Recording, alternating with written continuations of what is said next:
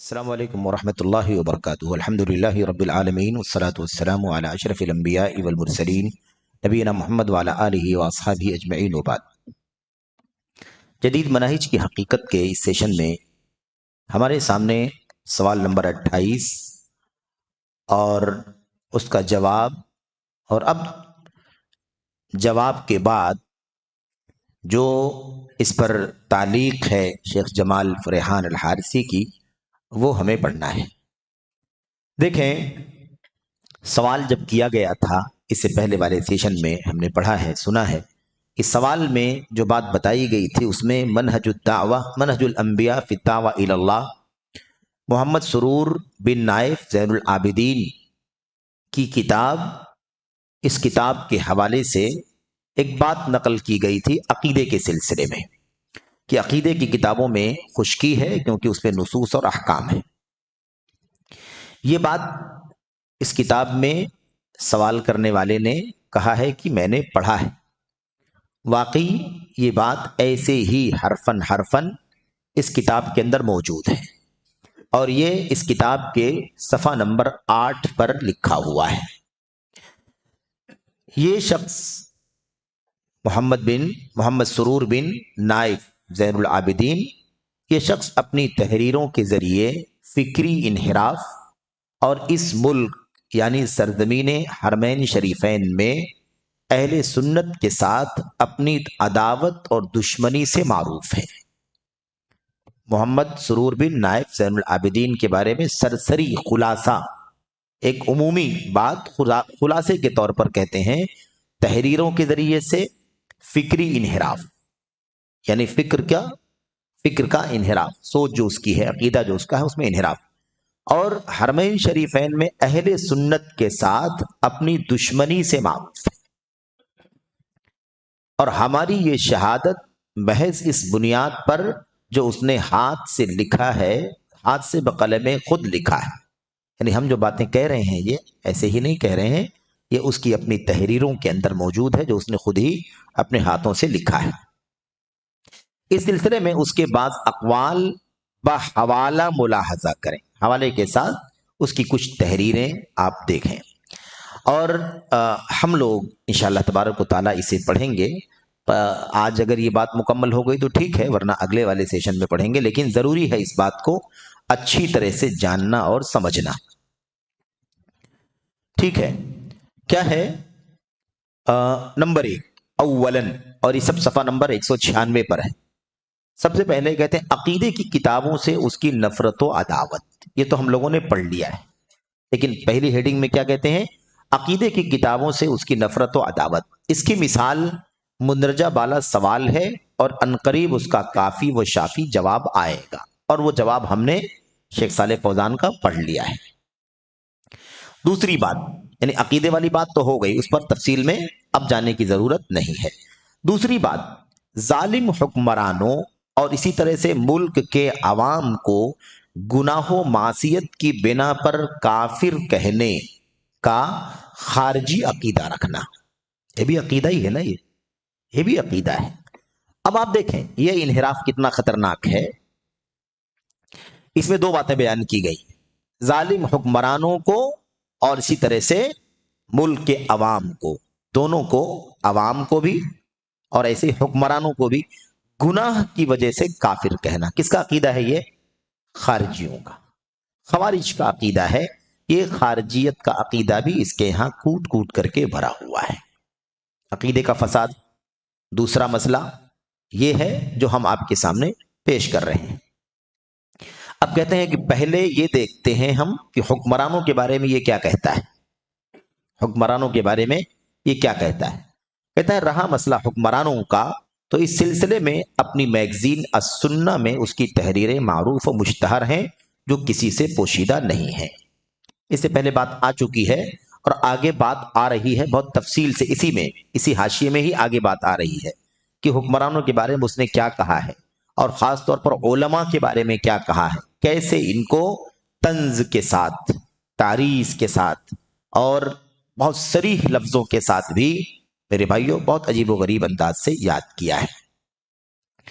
رہا گناہ کی بنا پر ملک کی عوام کو کافر قرار دینا، یہ دوسری والی جو بات ہے، عوام کو کافر قرار دینا، ہمارا عقیدہ کیا ہے اہل سنت والجماعت کا، قرآن سنت سلف کی سیرت کی روشنی میں، کہ گناہ کرنے کی بنیاد پر کوئی آدمی کافر نہیں ہو جاتا، چاہے وہ گناہ صغیرہ ہو یا کبیرہ ہو، قتل ہو، زناکاری ہو، شراب ہو، نشہ ہو، کوئی بھی چیز ہو، گناہ کبیرہ کرنے سے بھی کوئی آدمی کافر نہیں ہوتا، اسلام سے باہر نہیں جاتا، جب تک کہ اس گناہ کبیرہ کو وہ حلال نہ سمجھتا ہو۔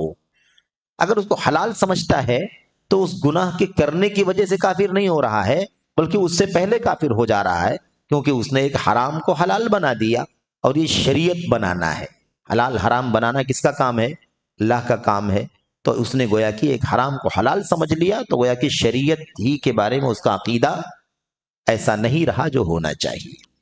تو یہ چیز ہے، ورنہ جب تک وہ حلال نہیں سمجھے گا ہم اسے کافر نہیں سمجھتے۔ یہی قرآن کی آیت کہتی ہے، یہی اللہ کے نبی کی حدیث کہتی ہے، یہی سلف کا موقف کہتا ہے۔ وہ گناہ کبیرہ کا مرتکب ہے، وہ اچھا نہیں ہے، لیکن کافر نہیں ہوا ہے۔ ایمان جو اس نے لا الہ الا اللہ کہا ہے، اس کی بنیاد پر وہ مومن ہے، اور یہ گناہ کبیرہ کرنے کی وجہ سے وہ فاسق اور گنہگار ہے، کافر نہیں ہوا ہے۔ یہ کہتا ہے اپنی کتاب میں منہج الانبیاء فی الدعوہ الی اللہ، جلد نمبر 1 صفحہ نمبر 158 میں اس کا خیال ہے، اس صفحہ نمبر میں اس کا خیال ہے کہ اگر قوم لوط کے لوگ اپنے نبی پر ایمان بھی لے آتے، لوط علیہ السلام کی قوم بے ایمان بھی تھی، اور ساتھ ساتھ میں یہ مطلب یہ جو ہے نا لواطت کا عمل یہ بھی کرتی تھی، تو اگر قوم لوط کے لوگ اپنے نبی پر ایمان بھی لے آتے، لیکن اپنا گھناؤنا عمل اغلام بازی نہ چھوڑتے، تو انہیں اللہ پر ایمان لانے کا کوئی فائدہ نہ ہوتا۔ خارجیت ہے کہ نہیں خارجیت؟ تکفیر ہے کہ نہیں تکفیر ہے؟ ایمان لے آتے تو ایمان لانے کے بعد تو خالی یہ گناہ کبیرہ باقی بچتا نا، تب کیوں ایمان کام نہیں دیتا؟ تب ان کو ایمان کیوں نہیں کام دیتا؟ ایمان لاتے تو ایمان کام دیتا ہے کہ نہیں؟ ایمان بھی نہیں ہے، یعنی کفر شرک کر رہے ہیں اور لواطت کا جرم بھی کر رہے ہیں۔ اب دونوں میں سے ایمان اگر وہ لے آتے ہیں اور ایمان لانے کے بعد موت ہو جاتی ہے، تو وہ مومن مریں گے یا کافر مریں گے؟ مومن مریں گے، گناہ کبیرہ کرتے ہوئے مومن مریں گے۔ ظاہر سی بات ایمان کے ساتھ مرا ہے، گناہ کبیرہ کا گناہ جو اس نے کیا اس کی سزا اس کو ملے گی، اللہ تعالیٰ معاف کرے گا تو کر دے گا، ورنہ اس کی سزا اس کو ملے گی، لیکن مجموعی طور پر وہ ایمان کے ساتھ دنیا سے گیا ہے، کیونکہ شرک اور کفر سے توبہ کر لیا۔ لیکن کیا عقیدہ ہے محمد سرور کا؟ اس کا عقیدہ ہے کہ ایمان لانے کا بھی کوئی فائدہ نہ ہوتا۔ یہ خارجیت کا عقیدہ۔ تکفیر کیا کہا ہے؟ اب ایگزیکٹ اس کی بات سنیں۔ یہ کوئی باعث تعجب امر نہیں، یعنی کوئی تعجب کی بات نہیں ہے کہ مردوں سے شہوت پوری کرنے کی مشکل لوط علیہ السلام کی دعوت کا سب سے اہم مسئلہ ہو۔ سمجھ رہے ہیں نا؟ یہ جو گناہ کا کام وہ کر رہے تھے شہوت والا، یہ مشکل لوط علیہ السلام کی دعوت کا سب سے اہم مسئلہ ہو۔ یہ کیسے ہو سکتا ہے؟ سب سے اہم مسئلہ اس گناہ کبیرہ کو کیسے بنایا جا سکتا ہے؟ کتنا بھی گناہ ہو اور کتنے بھی گناہ کبیرہ ہو، لیکن شرک کو اللہ کے نبی نے اکبر الکبائر کہا ہے، سارے بڑے گناہوں سے سب سے بڑا گناہ ہے، جس کے بارے میں صراحت سے نصوص ہمارے سامنے کتاب اللہ کی سنت کے موجود ہیں کہ اس حالت میں اگر موت ہوئی تو ہمیشہ ہمیش کے لیے جہنم ہے۔ تو یہ کیسے ہو سکتا ہے کہ حضرت لوط علیہ السلام کی سب سے بڑی مشکل یہ گناہ کا کام ہو؟ یہ مشکل تھی، لیکن اس سے بڑی مشکل کیا تھی؟ ان کا کافر ہونا، ان کا مشرک ہونا، یہ سب سے بڑا مشکل مسئلہ تھا۔ لیکن یہ کہتا ہے یہ کوئی بات تعجب کی نہیں ہے، ایسا ہو سکتا ہے کہ حضرت لوط علیہ السلام کی سب سے بڑی مشکل کیا ہو؟ ان کی لوط علیہ السلام کی دعوت کا سب سے بڑا اہم مسئلہ یہ گناہ کا کام ہو، کیونکہ اگر ان کی قوم کے لوگ اللہ پر ایمان لانے اور اس کے ساتھ شرک نہ کرنے کی بابت ان کی دعوت قبول بھی کر لیتے، تب بھی ان کے اس قبولیت کا کوئی معنی نہ ہوتا، سراسر خارجیت کا عقیدہ ہے کہ نہیں؟ کہ اگر وہ دعوت مان لیتے توحید کی، شرک سے توبہ کر لیتے، ایمان لے آتے، تب بھی انہیں اس کا کوئی فائدہ نہیں ہوتا، جب تک کہ اپنی وحشت ناک گندی عادتوں سے پوری طرح باز نہ آ جاتے جس میں سبھی ملوث تھے۔ یہ پوری عبارت جو ہم نے بھی پڑھی ہے، یہ اسی کتاب کے اندر صفحہ نمبر 158 میں پہلی جلد میں محمد سرور نے لکھا ہے۔ یہ عبارت بتلا رہی ہے کہ اس آدمی کا عقیدہ خارجیت کا عقیدہ تھا، اس آدمی کا عقیدہ تکفیر کا عقیدہ تھا، گناہ کبیرہ کرنے والے کو کافر سمجھنا، یہ اس کا عقیدہ تھا۔ کہتے ہیں اس طرح یہ شخص گناہ کبیرہ کی سبب مطلق طور پر تکفیر کرتا ہے۔ مطلق ہے کہ نہیں مطلق ہے؟ یعنی کامن بات کہی کہ نہیں کہی ہے؟ کوئی شرط لگایا ہے؟ کوئی کنڈیشن رکھی ہے؟ کوئی کنڈیشن نہیں۔ اگر ایک جملہ یہ کہتا کہ اگر یہ لواطت گناہ کبیرہ کرنے والے ایمان لانے کے بعد اس گناہ کو حلال سمجھ کر کے کرتے تو ان کے ایمان لانے کا کوئی فائدہ انہیں نہیں ملتا، کیونکہ حلال سمجھتے تو پھر ایمان سے باہر نکل جاتے، ایک حرام کو حلال سمجھتے تو پھر کیا ہوتا؟ ایمان سے باہر نکل جاتے۔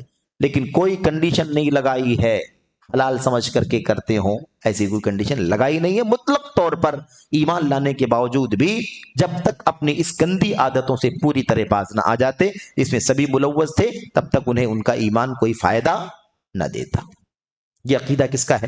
یہ سب خارجیوں کا عقیدہ ہے۔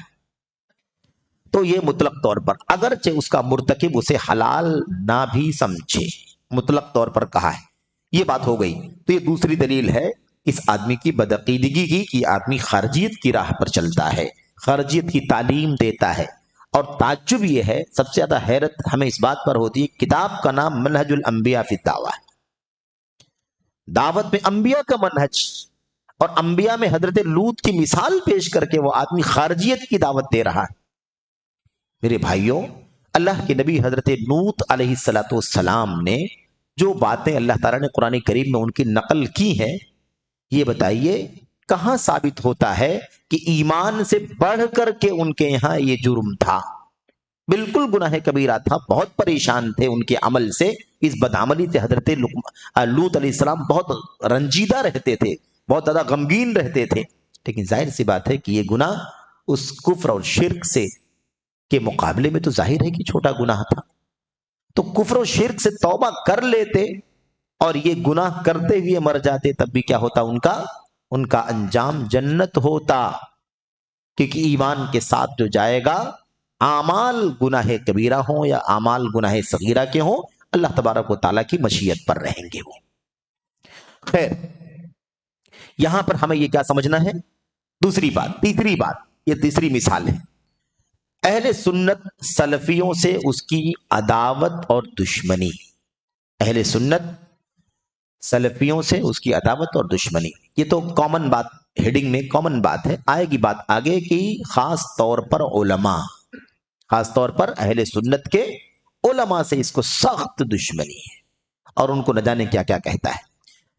خیر، شیخ کہتے ہیں چنانچہ اس مضمون میں جسے عنقریب آپ پڑھیں گے، آگے آ رہا ہے، آگے وہ پیراگراف آ رہا ہے، کہتے ہیں عنقریب اس مضمون میں جسے عنقریب آپ پڑھیں گے، وہ سلفی دعوت کے علماء کے بارے میں گفتگو کرتے ہوئے ان پر طعن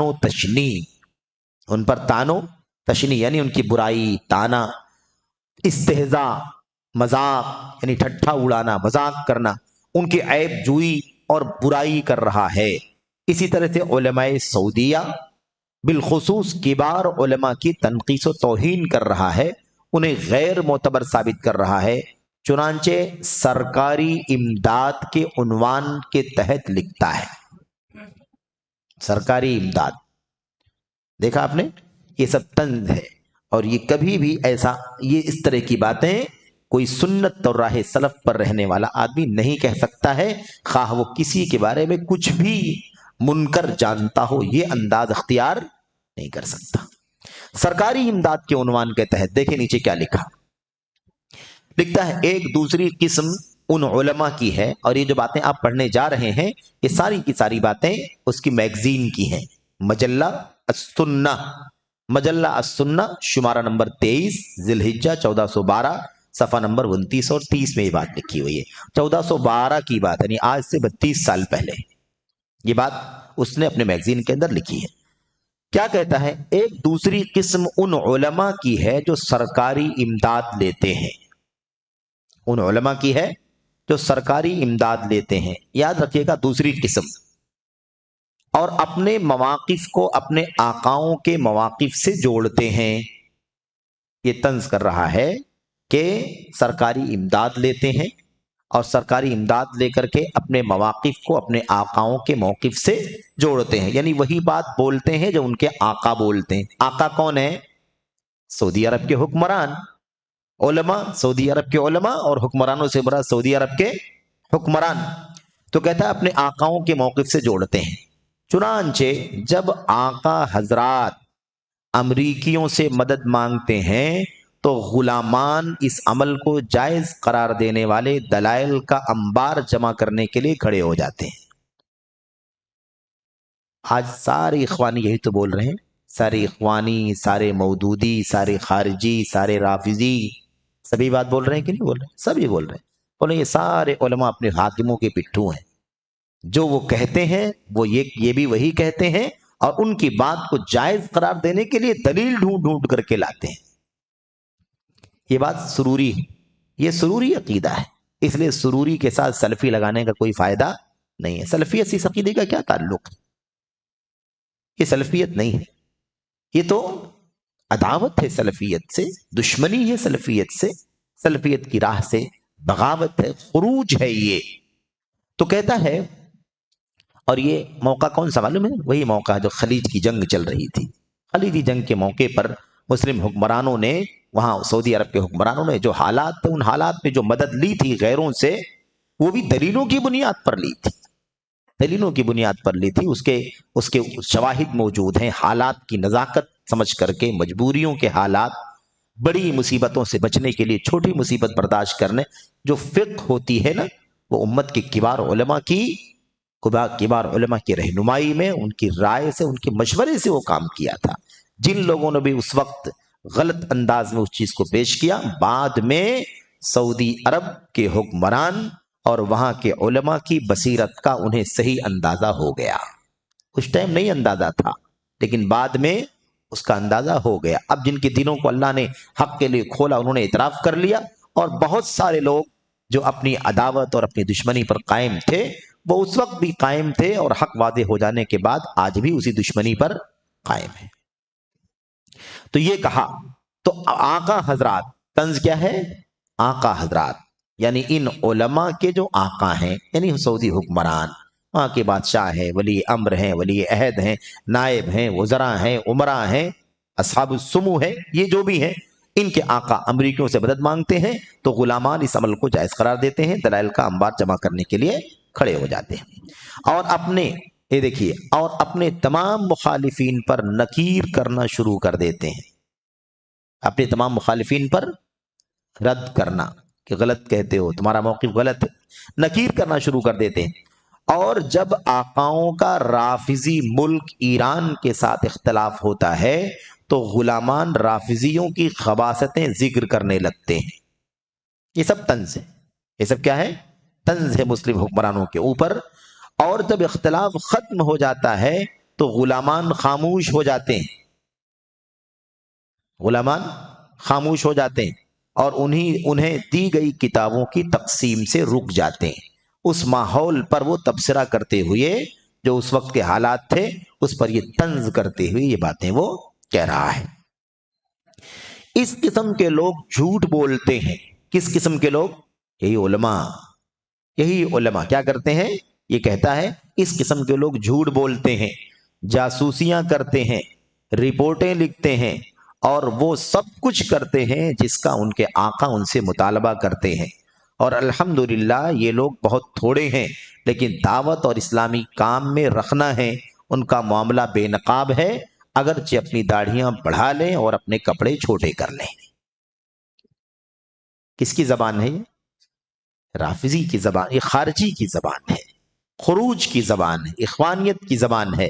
اور یہی وہ عقیدہ ہے جو میرے بھائیوں اس شخص کا ہے जिसे हम मोहम्मद सरूर बिन नाइफ ज़ैनुल आबिदीन के नाम से जानते हैं।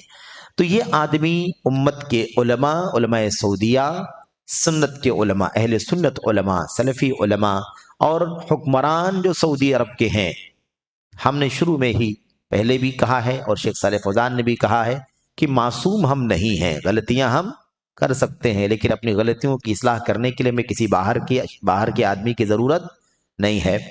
लेकिन ये अंदाज, ये तंज उलमा के ऊपर, उनको जासूस कहना, उनको रिपोर्टें लिखने वाले कहना, उनको झूठ बोलने वाला कहना और अपने हाकिमों, अपने आकाओं के हक और बातिल में उनका साथ देने वाला कहना, कि सारी बातें, इस तरह की बातें, इस तरह के जुमले, ये ज़बानें बतलाती हैं कि इस आदमी का अकीदा कैसा अकीदा था।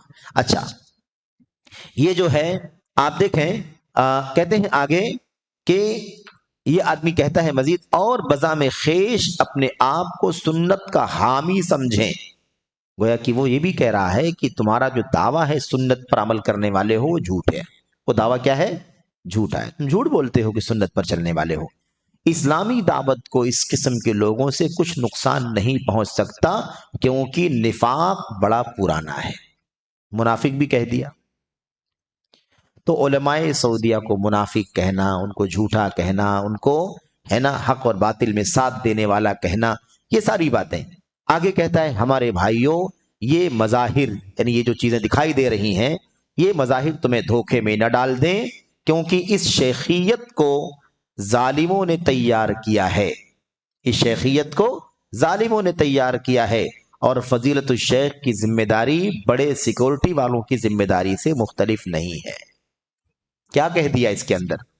इसमें क्या कह दिया कि जो शेख कहते हैं ना, शेख फलां, फजीलत शेख फलां, सादत शेख फलां, यानी उलमा, उलमा जो शेख हम उलमा को कहते हैं इस शेखियत को जालिमों ने तैयार किया है। यानी गोया कि सऊदी अरब के हुक्मरान जालिम हैं। इन हुक्मरानों के यहाँ रह करके ये शेख बन गए हैं, आलिम बन गए हैं। और फजीलत शेख, ये जो उलमा हैं, इनकी हैसियत क्या है? ये आदमी कहता है इन उलमा की क्या हैसियत है? फजीलत शेख की जिम्मेदारी बड़े सिक्योरिटी वाले की जिम्मेदारी से मुख्तलिफ नहीं है। यानी बड़ा सिक्योरिटी पर कोई आदमी मामूर हो तो जैसे वो अपने हाकिम की देखरेख करने पर, उसकी निगरानी करने पर लगा रहता है, ऐसी गोया कि फजीलत शेख भी उसी काम पर लगे हुए। उलमा पर तंज कर रहा है ये आदमी। तो उलमा पर नक़्द और तंज करने वाला, उलमाए सुन्नत पर, उलमाए हक पर, उलमाए सलफ पर, उलमाए सू पर नहीं, उलमाए बातिल पर नहीं, उलमाए ज़लालत पर नहीं, बल्कि उलमाए हक, उलमाए सुन्नत पर नक़्द करने वाला, तंज करने वाला आदमी खारजी नजरिए का होता है। इसीलिए उन खारजियों ने हजरत सहाबे किराम का रास्ता छोड़ दिया, और जो सहाबा की मनहज से हट गए वो सब के सब खारजी हो गए। जिन्होंने उनसे इस्तिफादा किया वो ताबई हो गए, और जिन्होंने उनसे रिश्ता काट लिया वो खारजी हो गए। यही मसला है इनके साथ भी। तो ये बातें जो हैं इसने मजल्ला सुन्ना के अंदर लिखी हैं, 1412 के शुमारा नंबर 23 में, जिलहिज्जा के अंदर सफ़ा नंबर 29 और 30 में, जैसा कि बात इससे पहले आ चुकी है। तो अब आप देखें कि ये बातें जो कही हैं, ये बातें बता रही है ना कि इस आदमी का अकीदा क्या है। ये है, इसको लोग नहीं जानते हैं, या इसकी बहुत सारी बातें, अकीदे इसकी उसकी सुन करके लोग समझते हैं कि ये आदमी, इसके अंदर ज़्यादा कोई मसला नहीं है, इसके अंदर ज़्यादा कोई फसाद नहीं है। आप देखिए ये ज़बानें वो ज़बानें हैं जो एकदम दुश्मनी और अदावत से भरा हुआ रहे और एकदम कुड़ रहा हो, भड़ास निकालने के लिए सारी बातें बोल देता हो। वो बातें यहां पर हम पढ़ रहे हैं, देख रहे हैं। अब शेख जमाल कहते हैं, शेख जमाल बिन फरहान ये बातें नोट करने के बाद कहते हैं, मेरे भाई आपसे पोशीदा नहीं कि इस शख्स की साबिका गुफ्तगू में दूसरी किस्म से मुराद सऊदी अरब के उलमा और आकाओं से मुराद सऊदी अरब के हुक्मरान हैं। उसकी दलील उसका ये जुमला है, उसने क्या कहा है, जब आका हजरत अमरीकियों से मदद मांगते हैं तो गुलामान उस अमल को जायज़ करार देने वाले दलाइल का अंबार जमा करने के लिए उठ खड़े होते हैं। ये खलीजी जंग के मसले की बाबत गुफ्तगू कर रहा है, खलीजी जंग की के बारे में बातें कर रहा है। और उसी वक्त जो कुछ मामलात थे उस मामलात को सामने लेकर के वो कहता है कि ये उलमा अपने हाकिमों का साथ देते थे, उनके गुलाम थे, ان کے پٹھو تھے، جیسے وہ کہتے تھے ویسے یہ حق اور باطل میں ان کا ساتھ دیا کرتے تھے۔ اور یہاں غلاموں سے اس کی مراد ہمارے علماء ہیں، غلاموں سے مراد ہمارے علماء ہیں۔ اب یہ بھی آپ دیکھیے کہ علماء کو غلام کہا ہے کہ نہیں؟ قرآن کریم کی آیت میں اللہ تبارک و تعالیٰ نے وَأُولِي الْأَمْرِ مِنْهُمْ جو کہا ہے، اولو الامر سے مراد علماء اور امراء ہیں، علماء اور امراء، اور علماء کا درجہ امراء سے بڑا ہے۔ اولو الامر وَأُولِي الْأَمْرِ مِنْهُمْ کے اندر پہلے امراء نہیں ہے بلکہ پہلے علماء ہیں، کیونکہ جو امراء ہوتے ہیں، حاکم ہوتے ہیں، وہ بھی علماء کی نگرانی میں ان سے علم لے کر کے کیا اسٹینڈ لینا چاہیے کیا نہیں لینا چاہیے اس کا تب جا کر کے اس کو نافذ کرتے ہیں۔ اس لیے علامہ ابن القیم رحمۃ اللہ علیہ نے لکھا ہے کہ الامراء تبع للعلماء، علماء یہ بڑے ہیں، اونچے ہیں، امراء ان کے تابع ہیں۔ بڑی وضاحت سے اعلام الموقعین میں علامہ ابن قیم نے اس مسئلے کو واضح کیا اور دلائل کے ساتھ واضح کیا ہے، کیونکہ ظاہر سی بات ہے کہ حکمران بھی علم دین کے بغیر شریعت کا نظام نافذ نہیں کر سکتے، اس لیے علماء ہی کی اس کے اندر اولیت ہے۔ نیز انہیں، اور یہاں غلاموں سے اس کی مراد ہمارے علماء ہیں، اللہ تعالیٰ اسے کیفر کردار تک پہنچائے، یعنی جیسا اس نے کہا ہے اللہ تعالیٰ اسے اس کے انجام تک پہنچائے۔ نیز انہیں منافقت سے متہم کر رہا، یہ بھی کہا نا کہ نفاق بڑا پرانا ہے، یعنی بہت زمانے سے یہ لوگ ساتھ دے رہے ہیں، بہت زمانے سے منافقت کی راہ پر علماء سعودیہ چل رہے ہیں۔ دیکھا آپ نے؟ تو علماء کو منافق، جیسے ابھی وہ دیکھا ہوگا آپ نے کہ وہ ادھر پڑوسی ملک میں وہ نوجوانوں کا ایک کلب ہے کہ نہیں؟ اس میں بھی بیٹھ کر کے وہ چند چھوٹے چھوٹے بچوں کو اکٹھا کر کے انٹرویو لیتا ہے، بات چیت کرتا ہے، اور اس کے بعد وہ کہتا ہے کہ سب سے بڑا فتنہ امت کے اندر علماء ہے، سب سے بڑا فساد کہاں سے آتا ہے؟ علماء سے آتا ہے، اور علماء گمراہ کرتے، علماء فتنہ ہے۔ یہ حالت ہو گئی ہے آج امت کی کہ لوگ جو ہے وہ علم کی روشنی جہاں سے نکلتی ہے، جسے اللہ تعالیٰ نے امت کی وراثت عطا فرمائی ہے، ان علماء کو فتنہ کہتے ہیں۔ ظاہر سی بات ہے کہ اگر علم اور علماء فتنہ ہے تو جہل اور جہلا یہ ان کے لیے نعمت اور راحت کا سبب ہے، اسی لیے وہ علم کی راہ کے بجائے جہالت کی راہ پر، ضلالت کی راہ پر چلتے ہیں۔ بہرحال اسی طرح سے اپنی میگزین السنہ شمارہ نمبر 26 اور 1413 والے میں صفحہ نمبر 2 اور 3 کے اداریے میں ظالم حکمران اور غلامان کے عنوان کے تحت لکھتا ہے، ظالم حکمران اور ان کے غلام، اس عنوان کے تحت کئی ایک باتیں لکھا ہے۔ ہم نے کہا تھا کہ آگے باتیں آ رہی ہیں، علماء کے خلاف بھی لکھا ہے، حکمرانوں کے خلاف بھی لکھا ہے، یہ بہت تفصیل سے باتیں آگے آ رہی ہیں۔ اس کہتا ہے، لکھتا ہے اس وقت غلامی کی کئی قدیم ترین طبقات ہیں، اس وقت غلامی کی کئی قدیم ترین طبقات ہیں، یعنی غلامی کی کئی قسمیں ہیں جو پرانی زمانے والی ہیں۔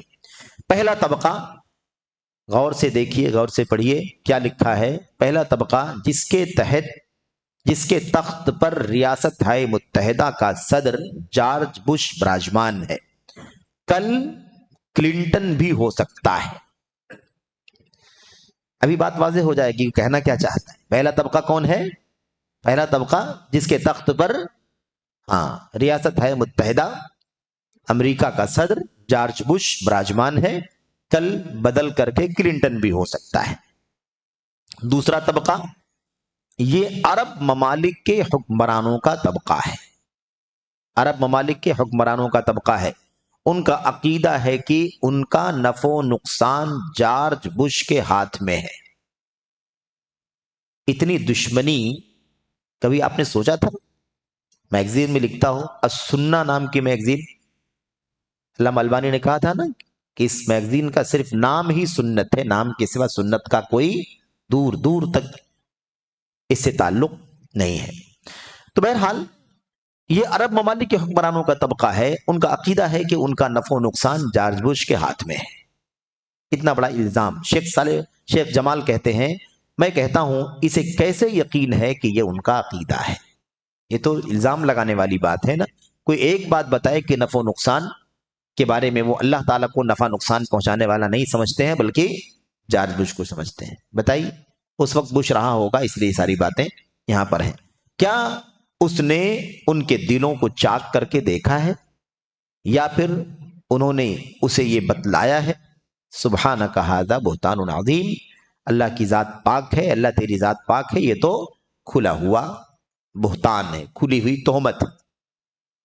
اچھا، اسی مضمون میں آگے لکھتا ہے، اسی مضمون میں آگے لکھتا ہے اسی لیے یہ لوگ اس کا حج یعنی قصد کرتے ہیں اور اس کے لیے نظر و نیاز اور قربت کے اسباب پیش کرتے ہیں.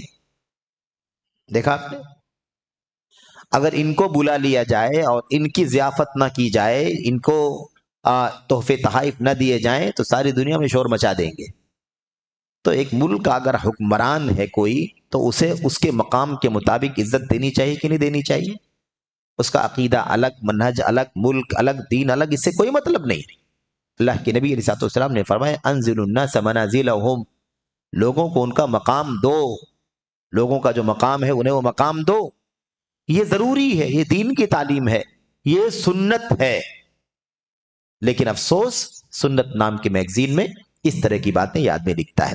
تو کہتا ہے کہ یہ لوگ اس کا حج کرتے ہیں. آپ دیکھیے حج کہا ہے، اس کے اندر ایک بہت بڑا طنز ہے کہ وہ یہ کہنا چاہتا ہے کہ جیسے حج بیت اللہ کا لوگ قصد کر کے جاتے ہیں، ایسے ہی یہ لوگ، یہ مسلم حکمران عرب کے، یہ ان لوگوں کے پاس بھی گویا کہ حج کرنے کے لیے یعنی قصد کرتے ہیں، باقاعدہ اس طرح سے ان کے پاس جاتے ہیں اور اس کے لیے نظر و نیاز اور قربت کے اسباب پیش کرتے ہیں.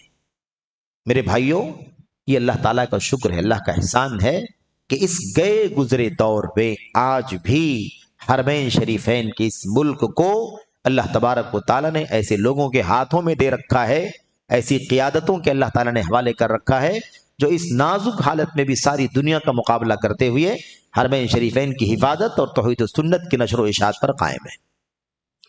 جس ملک کا اپنا بھی دشمن ہے، پرایا تو ہے، اپنا بھی دشمن ہے اور پرایوں سے زیادہ اپنے دشمنی کر رہے ہیں، یہ صورتحال ہے. تو بہرحال یہ باتیں اس شخص نے کہی ہیں. شیخ کہتے ہیں، شیخ جمال، یہ اس بات کی دلیل ہے کہ مضمون نگار یعنی جس کا آرٹیکل ہے حکمرانوں کو کافر سمجھتا ہے، حکمرانوں کو کافر سمجھتا ہے، جس کی طرف ہم نے تھوڑی دیر پہلے اشارہ کیا ہے. آئی بات سمجھ میں؟ اس کے بعد آگے کہتے ہیں کہ آگے لکھتا ہے تیسرا طبقہ. تیسرا طبقہ کون ہے؟ عرب حکمرانوں کے حاشیہ برداروں کا، یعنی ان کے حاشیہ بردار کسے کہتے ہیں؟ جو ان کے نیچے ان کی خدمت کرنے والے، دیکھ ریکھ کرنے والے، تعاون کرنے والے، سپورٹ کرنے والے ہے نا، اس نظام میں عمل کرنے والے، کام کرنے والے جو لوگ ہیں، ان کو کیا کہا؟ یہ عرب حکمرانوں کے حاشیہ بردار. حاشیہ بردار وہی ہے نا. اب مسلمانوں جو بادشاہ ہیں تو بادشاہ کا نائب ہے، اس کے وزراء ہیں، اس کے امراء ہیں، یہ سب حاشیہ بردار ہیں. یعنی وزراء کے وکلاء، فوجوں کے سربراہان اور مشورہ دہندگان، یہ سب کے سب کون لوگ ہیں؟ حاشیہ بردار. یہ سب کے سب کیا ہیں؟ یہ سب غلام ہیں. سب کے سب کیا ہیں؟ یہ غلام ہیں. کیونکہ ملک جو عرب ملک کا جو حاکم ہے وہ تو بش کا غلام ہے اور یہ لوگ بادشاہ کے غلام ہیں، ہے کہ نہیں؟ اور علماء بھی غلام ہیں. تو ابھی آئے گی بات، دیکھیے کیسے کہتا ہے کہ غلامی در غلامی یہ لوگ کر رہے ہیں. تو چنانچہ یہ لوگ اپنی آقاؤں کے لیے منافقت کرتے ہیں، اپنے آقاؤں کے لیے. یعنی کون کون ہو گیا؟ وزراء کے وکلاء، فوجوں کے سربراہان اور جتنے بھی مشورہ دینے والے ہیں، ایڈوائزر، یہ سب کے سب اپنے آقاؤں کے لیے منافقت کرتے ہیں اور پوری بے حیائی، بے شرمی اور بے غیرتی کے ساتھ ان کے ہر باطل کو مزین اور آراستہ کرتے ہیں. یہ اتنا بڑا الزام. تیسرا طبقہ ہو گیا نا. چوتھا اور پانچواں دیکھیے، چوتھا، پانچواں اور چھٹا. کہتا ہے چوتھا، پانچواں اور چھٹا طبقہ وزراء کے یہاں بڑے بڑے ملازمین ہیں، بڑے بڑے ملازمین ہیں. ظاہر بات ہے کہ وزیروں کے پاس بھی ملازمین ہیں، اس کے نیچے کے ملازمین ہیں، اس کے نیچے کے ملازمین ہیں، تو کئی طبقے ہیں نا. تو ان کو کہتا ہے چوتھا، پانچواں اور چھٹا طبقہ. کہتا ہے قدیم زمانے کی غلامی معمولی ہوا کرتی تھی، کیونکہ غلام کا ایک براہ راست آقا ہوا کرتا تھا. یعنی پہلے جو غلامی تھی، غلام ہے اس کا مالک ہے، مالک اور غلام، مالک اور غلام ڈائریکٹ یہی رہا کرتا تھا۔ یہ طنز کرتے ہوئے کہتا ہے لیکن آج کل کی غلامی بڑی پیچیدہ ہے۔ اس پر طنز کرتے ہوئے سعودی حکمرانوں، وہاں کے علماء، وزراء، وکلاء اور فوجوں کے سربراہان اور سارے لوگوں کے بارے میں کہتا ہے ان کی آج کل کی غلامی بڑی پیچیدہ ہے، اور ان لوگوں کے بارے میں میرا تعجب ختم ہی نہیں ہوتا جو توحید کی باتیں کرتے ہیں حالانکہ وہ غلاموں کے غلاموں کے غلاموں کے غلام ہیں۔ یعنی یہ نیچے والے اپنے اوپر والوں کے غلام ہیں، ان کے اوپر والے اپنے اوپر والوں کے غلام ہیں، وہ وزیروں کے غلام ہیں، وزیر اپنے بادشاہوں کے غلام ہیں، اور بادشاہ امریکہ کے بش کا غلام ہے۔ یہ محمد سرور بن نائب زین العابدین کی تحریر ہے جو اس نے الجماع السنہ نامی میگزین کے اندر لکھا ہے۔ یہ عقیدہ ہے، اور اس کو لوگ کہتے ہیں کہ سروری سلفی ہے یا سلفی سروری ہے۔ کیا تعلق ہے اس سے سلفیت کا؟ اس سے بڑی عداوت اور دشمنی کی کوئی اور مثال مل ہی نہیں سکتی۔ آپ اتنے خوبصورت چہرے کے ساتھ دیکھا اپنے سرور کو؟ آپ دیکھیں گے سمجھیں گے کہ بہت بڑا کوئی نیک اور صالح اور بہت بڑا عالم فاضل آدمی ہے، امت کا سب سے بڑا مصلح اور مخلص اور ہمدرد اور ناصح آدمی ہے، ایسا آپ اس کو دیکھیں گے۔ اس آدمی کی یہ زبان ہے۔ آگے دیکھیے کیا کہتا ہے، تو غلاموں کے غلاموں کے غلاموں کے غلام ہیں، اور ان کا آخری آقا وہ مالک نصرانی ہے، وہی ہے نا، ہاں امریکہ کا بش، وہ نصرانی ہے، اور یہ سب لوگ نیچے والے غلام در غلام ہیں۔ میرے قاری بھائی، یہاں بات ختم ہو گئی اس کی۔ شیخ جمال کہتے ہیں میرے کتاب کو پڑھنے والے بھائی، آپ کو اللہ کی قسم دیتا ہوں ذرا پورے انصاف اور تقوی کے ساتھ اس سوال کا جواب دیجیے۔ کیا ہے وہ؟ تمام تر علماء میں توحید کی باتیں کرنے والے کون ہیں؟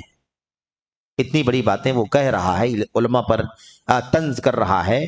تمام علماء میں توحید کی بات کرنے والے کون ہیں؟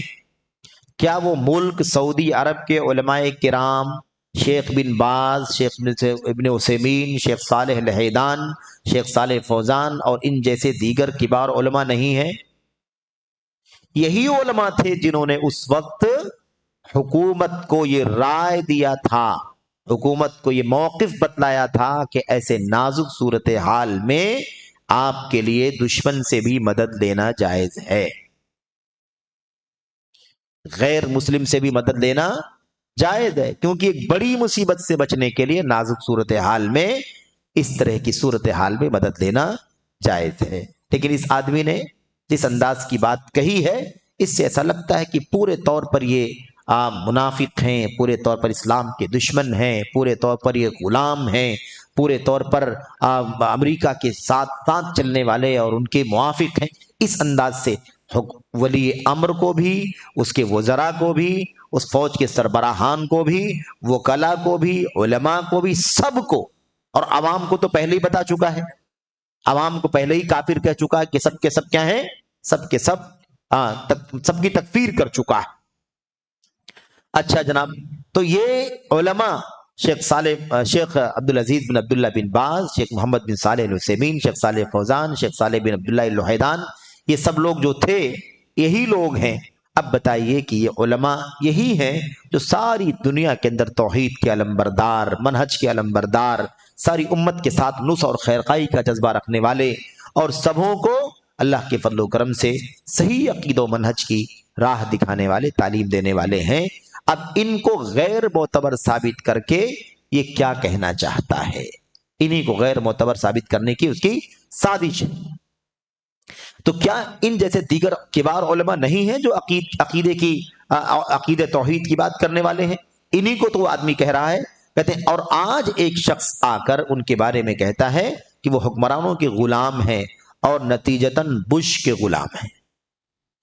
اچھا، سچ فرمایا ہے رسول کریم صلی اللہ علیہ وسلم نے، اذا لم تستحی فاصنع ما شئت، اگر تمہیں حیا نہ ہو تو تم جو چاہو کرو۔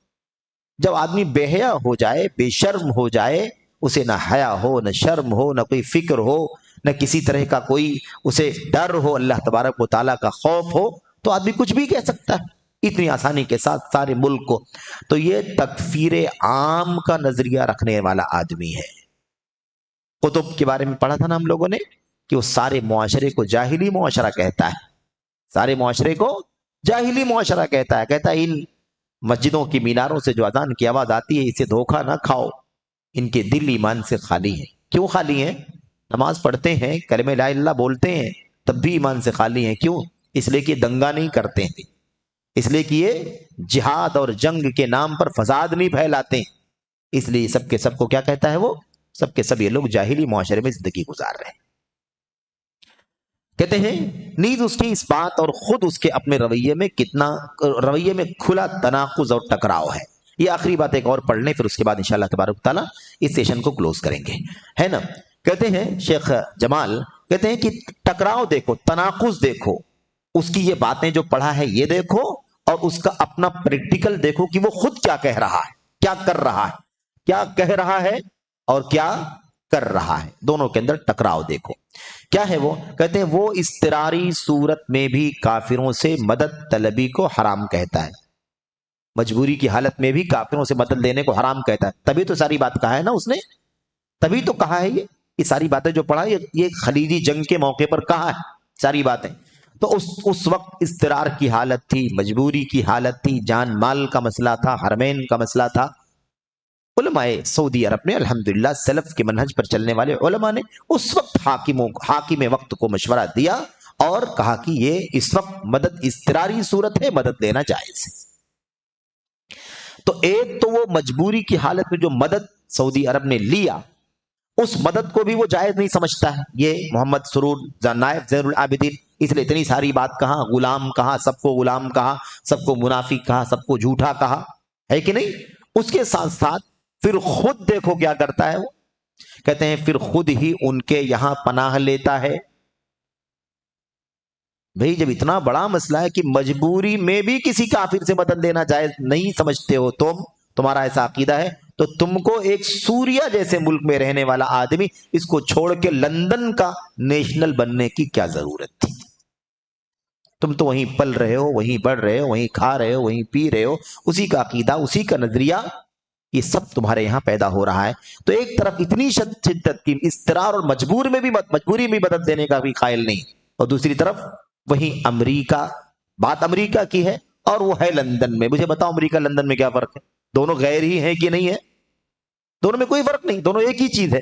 تو کہتے ہیں کہ ان کے ملکوں میں پھر خود ہی ان کے یہاں پناہ لیتا ہے، ان کے ملکوں میں، اور انہی کی حمایت میں زندگی بسر کرتا ہے. آخر امریکہ کے کافروں میں اور لندن کے کافروں میں کیا فرق ہے؟ اگر سعودی حکومت نے علماء کی رائے اور مشورے سے اضطراری صورت میں اگر امریکہ سے مدد لے لی تو وہ حرام، اور اس کا لندن میں جا کر کے وہاں بسنا، کھانا پینا، رہنا یہ حلال. کون سا دو رخا ہے؟ کون سا دوہرا رویہ ہے؟ اس کی کیا دلیل ہے؟ یہ تضاد ہے، یہ تناقض ہے. آخر ان دونوں جگہوں کے کافروں میں کیا فرق ہے؟ جن کے سائے تلے اور ان کی حکومت میں وہ بلا ضرورت زندگی بسر کر رہا ہے. کیا ضرورت ہے بھائی؟ کون سی مجبوری؟ سوریا میں رہو جہاں اس کے بالمقابل اسلام ہے، وہاں چاہیے تم کو رہنا چاہیے تو تم وہاں جا کر کے.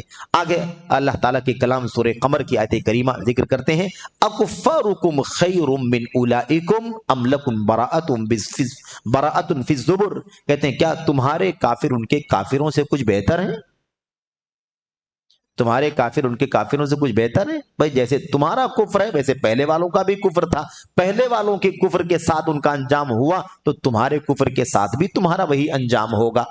ام لکم براءۃ فی الزبر، یا تمہارے لیے اگلی کتابوں میں چھٹکارا لکھا ہوا ہے. کوئی فرق نہیں ہے نا. ایسا نہیں کہ ان کے ساتھ الگ رویہ تھا تمہارے لیے الگ رویہ ہوگا، سب کے ساتھ ایک رویہ ہوگا. کیا اس شخص کو اپنے اس دوہرے کردار پر شرم نہیں آتی؟ شیخ جمال کہتے ہیں کیا اس شخص کو اپنے اس دوہرے کردار پر شرم نہیں آتی؟ یا پھر اس پر رسول اللہ صلی اللہ علیہ وسلم کا فرمان منطبق ہو چکا ہے، اذا لم تستحی فاصنع ما شئت، جب تمہیں شرم نہ آئے تو تم جو چاہو کرو. جس کا گھر خود شیشے کا ہو اسے لوگوں پر پتھر نہیں پھینکنا چاہیے. یہ اس کا خلاصہ ہے محمد سرور بن نائب زین العابدین کا عقیدہ اور اس کا نظریہ. یہاں تک واضح ہو گیا. آگے مزید باتیں انشاءاللہ تبارک و تعالیٰ جو ہیں وہ اگلے حلقے میں انشاءاللہ ہم لوگ پڑھیں گے، کیونکہ وقت زیادہ ہو رہا ہے۔ اللہ سے دعا کرتے ہیں کہ اللہ تبارک و تعالیٰ ہمیں اس طرح کے نئے راستوں سے، جدید مناہج سے، چاہے وہ اخوانیت ہو چاہے وہ سروریت ہو، یہ سارے کے سارے راستے نئے راستے ہیں، ان راستوں کا سلف کے راستے سے کوئی تعلق نہیں ہے۔ اللہ تعالی ہمیں سلف کے راستے کو سمجھنے کی، اس پر استقامت کے ساتھ رہنے کی، اور جدید راستوں سے، جدید مناہج سے آگاہ ہونے کی توفیق عطا فرمائے۔ آمین رب العالمین۔ وصلی اللہ وسلم وبارک علی نبینا محمد وعلی آلہ وصحبہ اجمعین۔ السلام